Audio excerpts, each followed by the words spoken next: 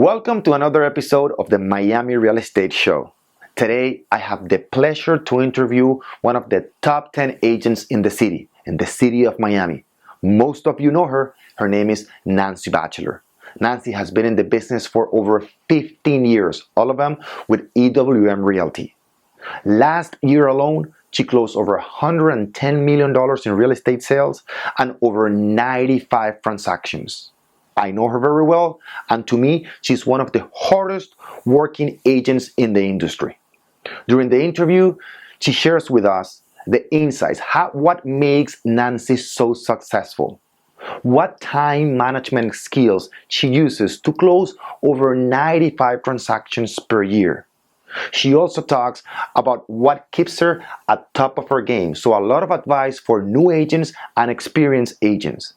She talks also about the presentation, how she prepares for the presentation, and what happens and how she reacts and what she does after a presentation, whether she gets the listing or not. We all know that no agent gets 100% of the listings after they go to the presentation.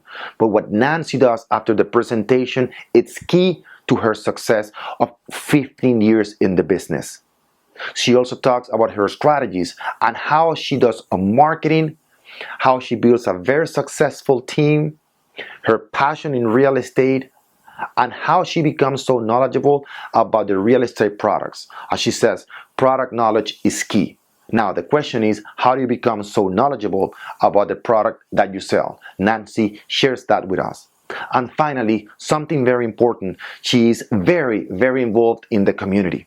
She volunteers in many boards, and she explains that not only you get to meet a lot of people when you volunteer and when you're out there working for the community, you also get to know exactly what's next. So when you talk to your clients, many agents don't know what's happening or what's going to happen in Miami. But by volunteering and by being involved in the community, you get to know what's coming and you can share that information with your clients. What you're about to hear from Nancy today is the insights from the real estate business and how you become so successful in real estate. I hope you enjoy this interview as much as I did. Without further ado, I leave you with the interview with Nancy Batchelor from EWM Realty. Make it a very, very productive day. Take care, guys. This week's feature properties are two amazing penthouses. The first one is a once-in-a-lifetime trophy condominium in the boutique building of Capobella, located at 5025 Collins Avenue in Miami Beach.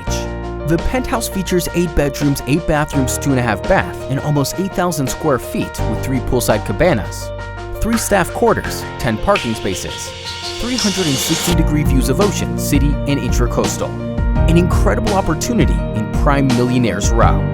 And one of the highest penthouses in Miami on the 70th floor of the luxurious Four Seasons Miami Hotel, located at 425 Brickell Avenue. 3 units were combined to create one incredible urban retreat, just under 6,000 square feet, offering a private elevator foyer, spacious art gallery with open living concept, Swarovski chandeliers, a Snodero kitchen, state-of-the-art media room with a 100-inch theater screen, Crestron control and interchangeable Lutron lighting system, breathtaking panoramic views of the ocean and Miami skyline. For more information, contact top producer Nancy Batchelor at 305-329-7718.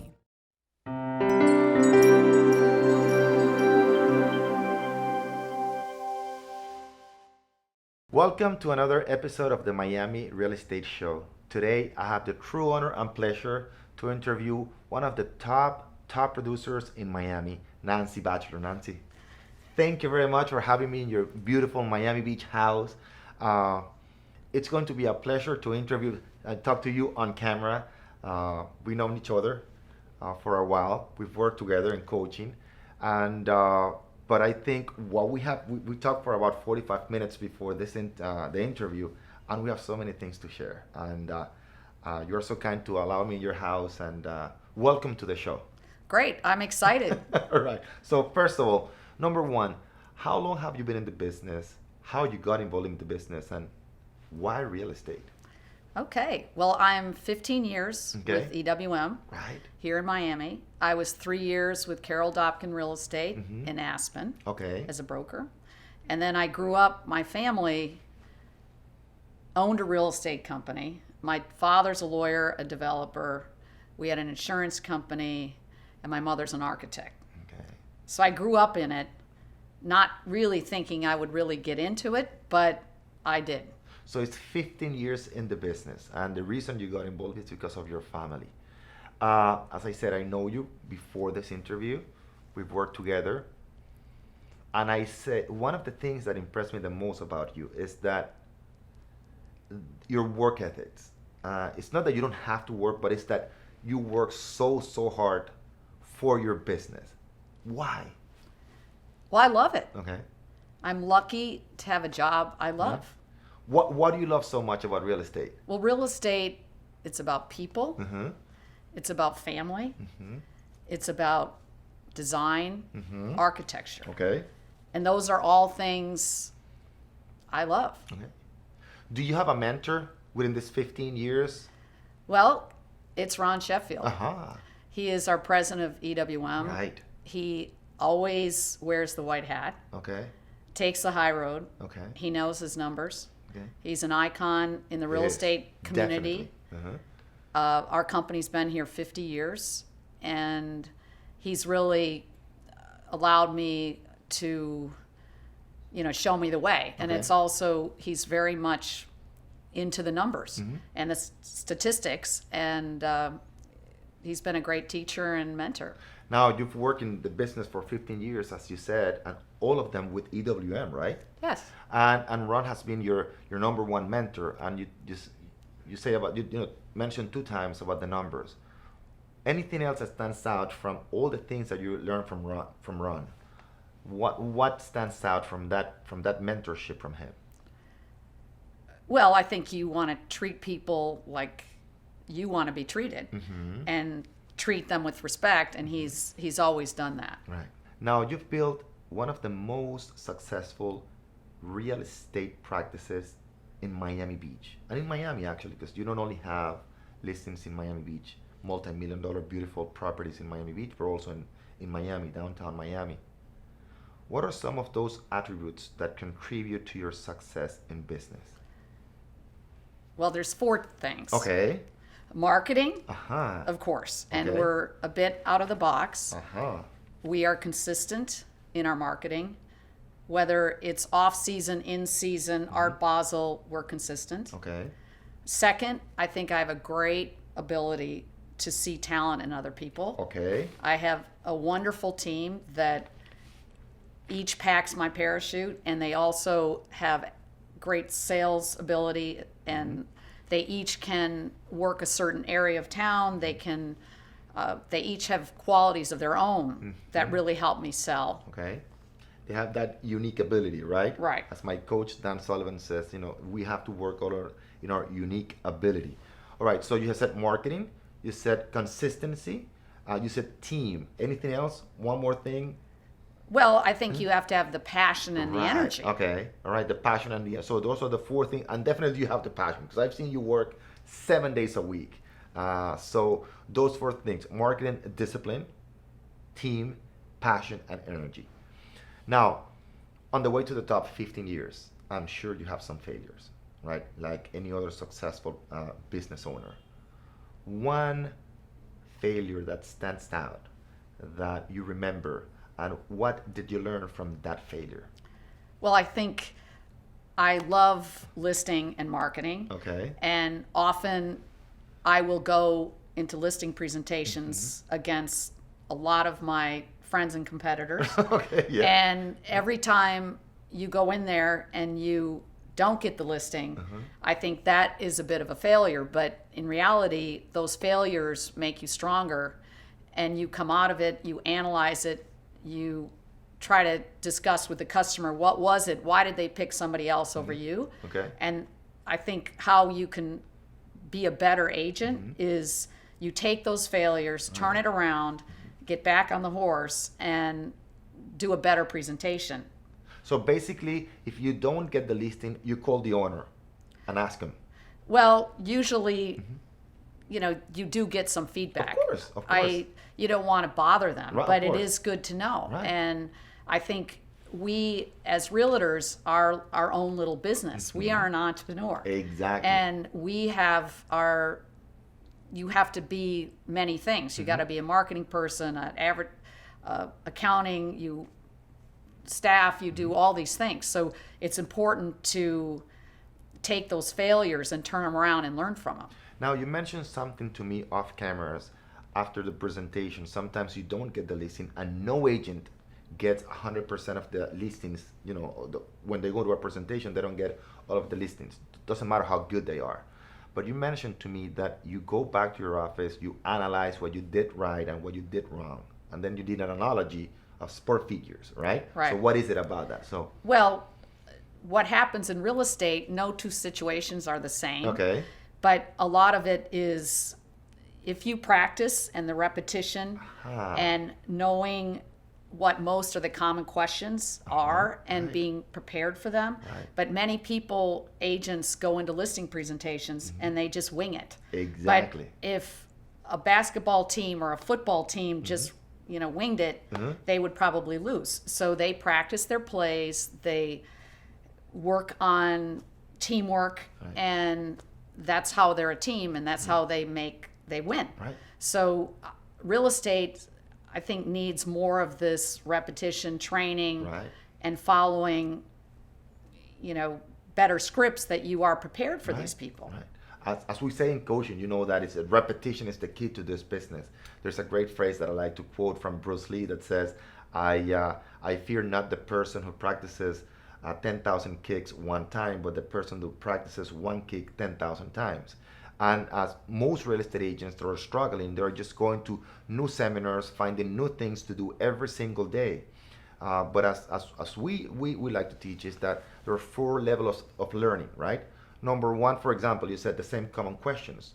We call it technically objections. Right. And there are only 8 objections. There are not many, there are not thousands of objections, there are only 8.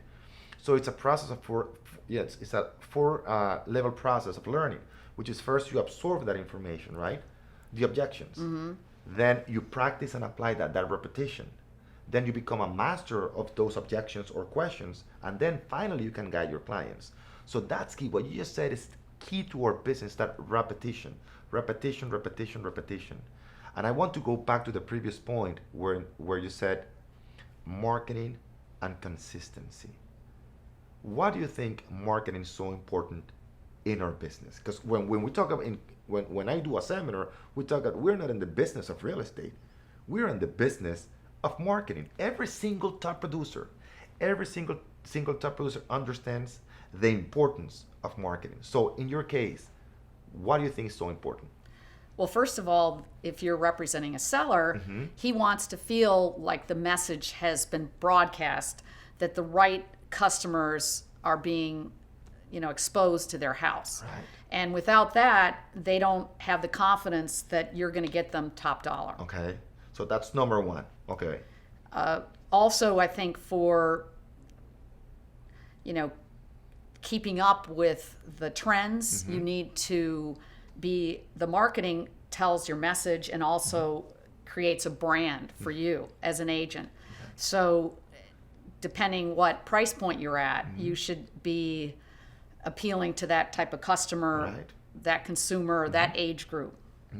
You mentioned to me off camera too that in the down market, and I know from your practice, you kept doing your marketing. And as a matter of fact, we know that you increase your marketing, right? What results did you get from that? Because I know some of the stories you've told me and that people collected, right? The newspapers, and they kept seeing you, right? And then when you went to a presentation and they mentioned that. So, Well, we doubled my numbers. So there was lots of competition, and keeping that consistency in marketing right, and that confidence gave consumers confidence in me. right. And, in the last 3 years, I'm almost doubled my numbers every year. And this year, actually, I haven't mentioned your numbers because it's important. You closed over $110 million in sales. Yes? Right? You did. And you closed over 90 transactions. Yes. Right? And you were number 95. 3. 95 transactions. Very good. All right. So that's 95, and most of them are high-end properties. Which brings me to the next point. One success story, and we were talking off camera about that. Right. One success story that stands out, and what do you learn from that experience? Well, if you listen to your customers, something that I very much get involved in my clients' lives, I know their hobbies, what books they like to read, what their kids do, what are their passions. So because if they get along with you and they like you, they share a lot of their goals and their wishes. And I had a great past client that we had done very well by him and from the Satai, but I knew the apartment he wanted to spend more time here. He wanted something larger, avid golfer. And I had heard, lots of whispering about the surf club, that it was coming up. Right. And I was very thinking, he's a member of Indian Creek Country Club. This would be a perfect match. So I suggested, why don't you come look at this? And rather than meet He's here. not from Miami. No, Okay. he's from New York. So Okay. rather than meet in an office here in Miami, I suggested let's go to New York. Okay. Let's meet Richard Meyer, Okay. the famous star architect, course. and let's get his feedback and hear what's really going on. So we Okay. met with Nadeem, the developer, Right. and it was a great meeting because, a lot of his objections were overcome, and he proceeded to buy one of the first penthouses, and he got a very good value because he was one of the first ones there, and he's got a dream apartment Imagine right on the water. right on the ocean. How much? May I ask how much is that? Well, they're in the 12 to 13 million dollar Wow. range without getting into details, but it he took a leap of faith in me, Right. and the fact that I remembered that he wanted to be close to his golf club, that was important. Another important point that you touch here is listening to your client, but also speaking their language. Right. Right? If you want to sell properties upwards of $5 million, $10 million, and many agents want to get into the multi-million waterfront property houses, it's a process first. It takes time and it takes preparation. Right. Right? Many agents don't know, as famous as he is, who Richard Meyer is. But you need to speak their language, and you were able to leverage your knowledge, your expertise to meet the client, the architect, and the developer to make a great sale, not only for you, but especially for the client. All right? And another thing that you do outside real estate is you're very involved in the community. Right. Can you talk a little bit about that? Yes, philanthropic is near and dear to my heart. And we've got a great community here. We have lots of needs. And for the last 15 years, I have been very involved on many boards with, the philanthropic. And I think it's given me a lot to give back to the community. And what's great about it is I've gotten to know so many neat organizations that exist here. I mean, I have been involved with Vizcaya. I'm on the board of Fairchild. My husband's a UM trustee. I have chaired the Frost Science Museum for 4 years. I'm chairing the Chapman Homeless Gala this fall. Nancy, that's right. So I really meet many of the community leaders, and I find out what makes Miami tick. So when my customers come here, I can really give them great advice. Between the schools, what's available, all about, our wonderful, the symphony, the ballet. I'm also on the Adrian Arch Foundation board, so I can really, talk their walk, and I know what, people, the opportunities that exist here in Miami. And especially for those, and you said you have a lot of clients from New York, California, right?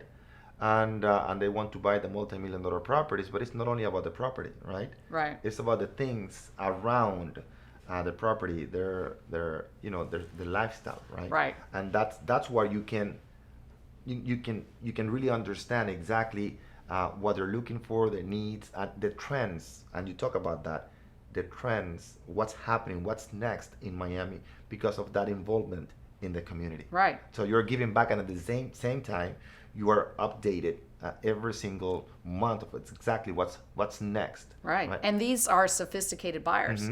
The people that we're getting, California, Chicago, New York, they've bought planes, boats, airplanes. This is their second, third, fourth home. They're very sophisticated. They want luxury. They want brands. They want the good stuff. They've worked hard. They deserve it. And, they want to make this their, forever home. And they want to make a smart decision. Right. What do you think, talking about that, what do you think about the real estate market in Miami for the next 2 to 3 years? Well, it's going to remain strong. Okay. Because we have what the consumers want. Okay, and what is that? Well, what do we have in Miami? Okay, we've always had the weather and the water. Right.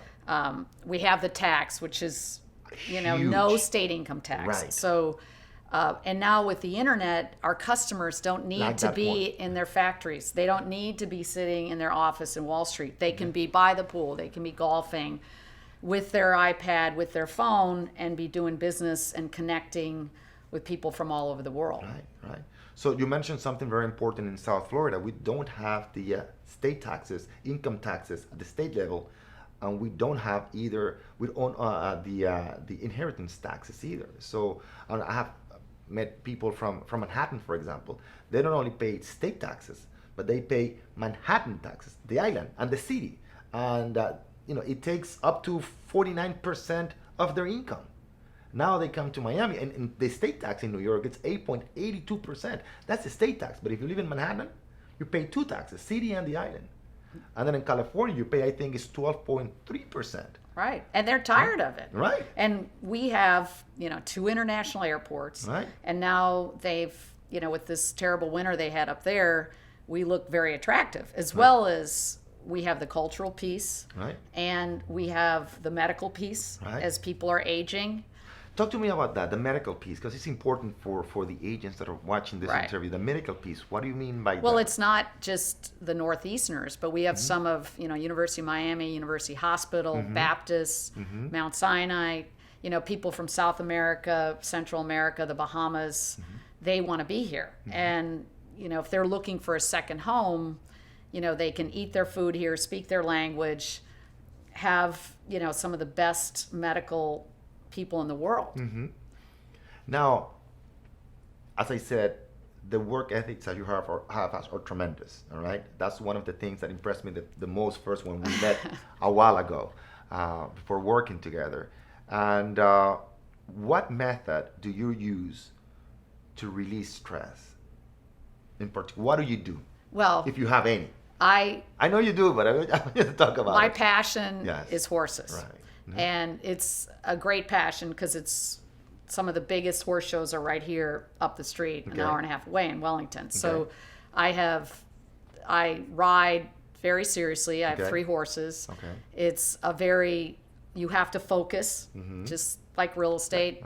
It is a great way to clear your head, get out of the country, get out of Miami and be out on the green. And it requires a great amount of discipline, great amount of fitness, and concentration. So it's a lot of life lessons, as well as you're a team with the horse.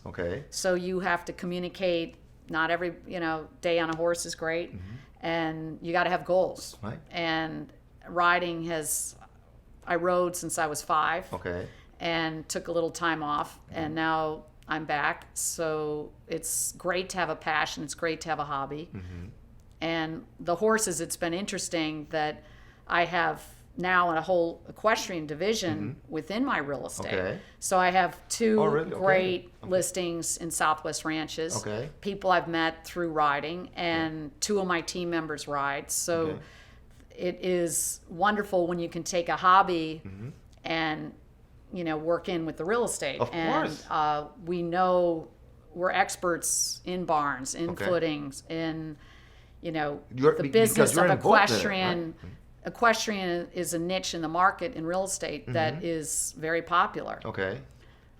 So that's been great that I could take my hobby and do it in my business. And I have a new slogan, from the beach to the barn, we got you covered. Say it again. From the beach to the barn, we have you covered. That's all right. Okay, good. Now you talk about teamwork, being a team with a horse. Now, what about in your business with your team? What advice would you give an agent that is building a team? What do you think are some of the specific characteristics or traits that somebody or habits they have to develop in order to have a great team? Well, they have to have a work ethic. Right. They have to realize that, each has to pull his own oar. And in my team, each person does a certain niche. And, they help out in a lot of areas. I work with them and give leads because sometimes we get buyers that I know they would get along with them. They have the same passions, whether they're, we have somebody that's Italian and, my stepson is from Sweden, so he can speak to them. So it works very well. We can help the customer more when it's not just about me. And very good they're point. well trained. And something that's very important is we have a great board. That's how I met you. Right. And the classes at our board are so good. They, I've forced all my team members, they go to those classes and they are so surprised how much they get out of it. So for just a couple hours, you can go to A to Z and understand the whole process and not fumble the ball. So we are fortunate to have people like you. Thank you. Teaching at our board, and for very little money, you can get some of the best people in the business teaching you. Nancy, you mentioned Miami Realtors Association, that's the board. And a lot of people are surprised when they see you there because I coach other agents. Oh, look, it's there, Nancy Batchelor is here. And you always put not only a lot of effort in your work, but also in your education. So I think that's one of the main advice. What advice would you give a new agent that's getting started? How do I get started in this business? What would you say? Well, first of all, they should go to as many classes as they can. Okay. And second, if they've got a big, borrow money from their mother, whatever, try to get a coach. Right. I mean, I hired you. I was 15 years in the business, and that's how I met you. Right. And I think this is the kind of business, it's so competitive. Right. If you are not staying up, and it's very hard too for someone to look at their faults. We are, it's better to have somebody from the outside that's, non-emotional, that can say, okay, this is your strength, this is what you should do, and it'll give them a shortcut. Because when you think about it, for the cost of coaching or taking classes, it is a great reward. Definitely. Now, when you talk about education, just been for 15 years and you're still trying to get ahead, all right? And you're ahead already, but you're just still trying to improve. What about an experienced agent? You're an experienced agent, not only an experienced agent, but a top producer. What would your advice be to that experienced agent? So for new agents, it's education. Go to as many classes as you can. Try to stay ahead of the curve. Try to get the shortcut, but it's not the shortcut to the listing, the shortcut of learning exactly what are the few things that you need to learn to exactly position yourself as that expert, to become that expert, so then you can get the confidence. So for an experienced agent, what advice would you give them? Well, many of the experienced agents, what worked 5 years ago is going to work now. Right. And they kind of rest on their laurels rather. And then as far as sometimes they get jaded, they get negative attitudes, they have negative thoughts about the buyers, and it is very painful because they're the ones that are paying our salary. And you have to, and many of them also don't keep up with the technology.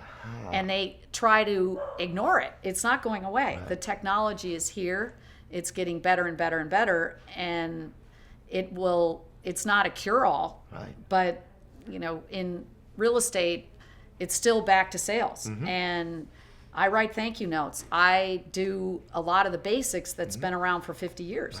But the technology helps. And I think so many people, it gets me very irritated that they're emailing, texting, they're not picking up the phone and calling people.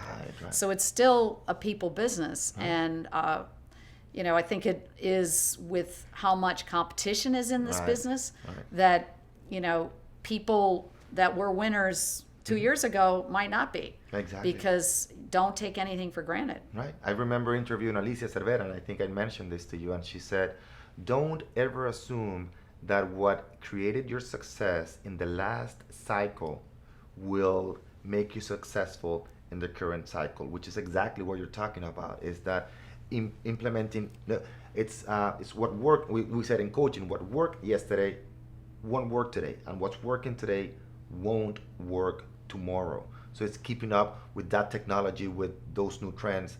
Now, what type of technology have you implemented in your business, especially in your marketing pieces? Because I know your marketing is fabulous. I mean, you have a lot of marketing pieces. What have you used from this technology, if anything, in particular, to improve your marketing?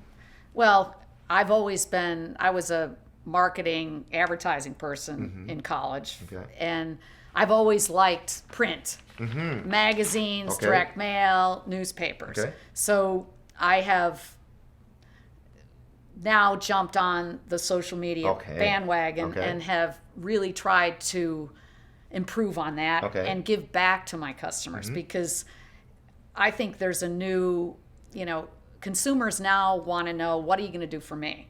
And one of Very good our kind of new slogans is, we're not number one. Okay. You are. I love Because that one. I think, life is competitive and Very good point. our time is limited, our consumers' time is short, and they want to know, what are you going to do for me? Right. How am I going to be number one in your book? And we try to realize that our customers are very important, and it's easier to keep a customer than to get a new one.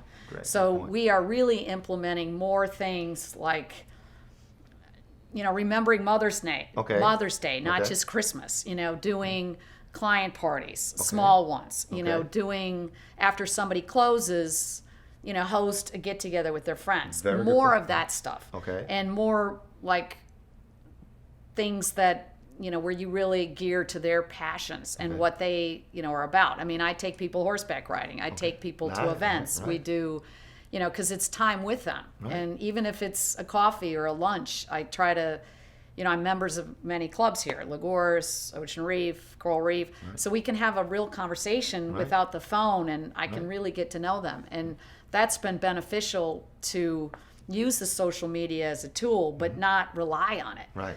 Don't get so distanced that you don't talk. And I think that's very important to pick up the phone, write a real thank you note. I mean, no one does that anymore. Right. You mentioned that point, is that it's keeping that relationship alive, right? And we understand from years in this business is the number one principle in our coaching is the 1090 rule. Less than 10% of your clients will do a transaction with you within the first 90 days of initial contact. It usually takes more than 90 days and up to 2 years, right, for your clients to do business with you. And that's pretty much the bulk of your business. Over 90% of your clients will do a transaction with you after 90 days. And that's exactly what it is. It's just not keeping in touch with the client for the sake of the transaction. But what you're doing is building that relationship, get-togethers. Remember Mother's Day, taking them, horse riding. I mean, all those things. Build that relationship. It's so important to understand, which is exactly what you're doing. It's not about communicating with the client. It's about connecting with the client. All right. And once you connect with that client, and that's what you're doing with your team, which is, everybody has a specialty.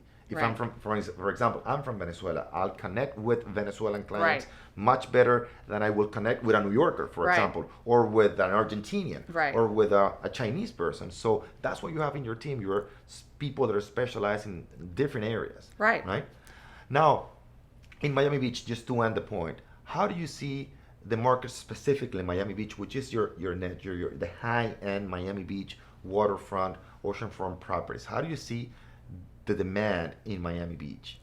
Well, I think as far as single-family homes, there's not enough of it. Right.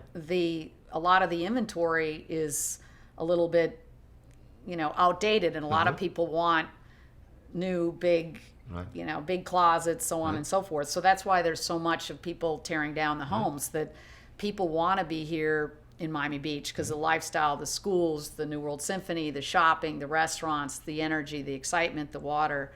But it's been, you know, for single family, I think we're a little limited in inventory. And as far as I've been excited, it's not just Miami Beach, but these new condos, the way they are branding. Can you share that with our audience? Because Okay. we were talking about that off camera, and the branding of you know, high-end companies and condominiums. Can you share that? How do you use that, and the importance of that for Miami? Well, I think it started with the star architects that many of the new buildings are doing, but they've even gone further with branding, Fendi, Porsche, you know, these brands, Holly Hunt now. I mean, all these people, I think it gives confidence to the buyer on these new developments. They're putting down 50%, and I feel like if it's a high-end brand, a Fendi, you know, Armani, all these things, it's a level of quality that they feel they're going to see in that building, and it gives them confidence, as well as it's an anchor to understand the level of what it is. So, you know, that's what I think is exciting, what they're doing now in marketing. So yeah, it's not only important, like we had before, it's not only about the building, but also about the brand. And as you said, it gives confidence to those clients. Last point, because we're running out of time, but last point, I want to get as much as I can from you, which is, you said it's all about the confidence, right? Now, confidence to me is a result of preparation, okay? I can say, I can do all the affirmations in the world. Right. I'm number one. I can do it. I'm the best. But if I'm not prepared, I'm not going to have that confidence. All right. So, as I said, confidence is just a result of preparation. So, how do you prepare yourself to be in the top agents in Miami, to have that knowledge, to be updated? What habits do you have that allow you to be, you know, at the top of your game? Well, of course, it's fitness. So getting up early, fitness. All right. To product knowledge. Okay. And therefore, you have to be reading a lot. Okay. You got to be a little bit ahead of it. But just reading it isn't always going to get there. Okay. You've got to see it. It's hard to sell something you've never seen. Okay. And you need to get out from the chair and watching TV and get out there. And because real estate isn't always about sitting in front of the computer. It's, you know, being right there with another, those properties. Yeah, and, and asking questions. That's how I learn a lot. Okay. Is they say you've got 2 ears and 1 mouth, so it's Right. important to listen. Okay. Because there's many people out there that you can really learn from. So it's like getting out in the field, going to those open houses. Very I mean, important. Okay. knowing the product. Because when you think about it, why would somebody want to work with you when you don't have anything to give back? Exactly. Okay. So one of the most important things that you do in a regular basis, it's product knowledge and seeing that product physically, not in a brochure, not in a magazine, not on an email, but you go physically to those properties. Right. This is Nancy Batchelor with over 95 transactions per year, and she still has the time to go and see those products. Right. That's You the way got to get the make company. time. Right. You got to make the time. Because, you know, the agents, the listing agents, you know, they do lunches, they put a lot of work into these, and half the time nobody shows up. Right. And then I think it's very, very important to make the time to go see it, because it not only helps you sell that because you've seen it, but when you go on a listing and somebody's, you know, you're sitting down at a dining table with the seller and they go, well, this house on this street sold for this, and I should be able to get it. And you can say, well, Mr. Seller, it didn't have impact windows. It was, you know, 300 feet on the water. Yours is this. I mean, so you can speak as an expert, Right. because they're looking to you as an expert. I mean, they've got Zillow, they've got Trulia, they've got all the tools that you've got. So you've got to be a step ahead. And the way to do that, I mean, when you go to the open houses, you hear kind of an undercurrent of what's going on. You establish a rapport, as well as you got to go to the office. I mean, Oh, that's another great point. You got to right. go to I the mean, office. to me, a lot of realtors, I like being at home and at home. I like being in an office because I got my work hat on and I'm there to work, and you also gain a lot of knowledge from the other realtors there. That's a great point. And some, off-market opportunities, as well as, what seller is really motivated, even though the price doesn't reflect it, Right. and so on. So you get a little inside edge. Nancy, it's been a pleasure. Thank you very much for having me in your beautiful Miami Beach home. I truly enjoyed this interview. We talked about it for a long, long, long time. We finally did it. And again, thank you for welcoming your house. Oh, thank you. Well, I hope I gave some little kernel of advice. I think you did a lot, and I'm very, very happy to be here and interview you today. And I wish you the best from now on. And you've done a great work for the community, for the real estate business. And thank you again for having me in your house. Thank you. All right. Thank you very much. All right. And we'll see you again in another episode of the Miami Real Estate Show. Make it a very, very productive day. Take care, guys.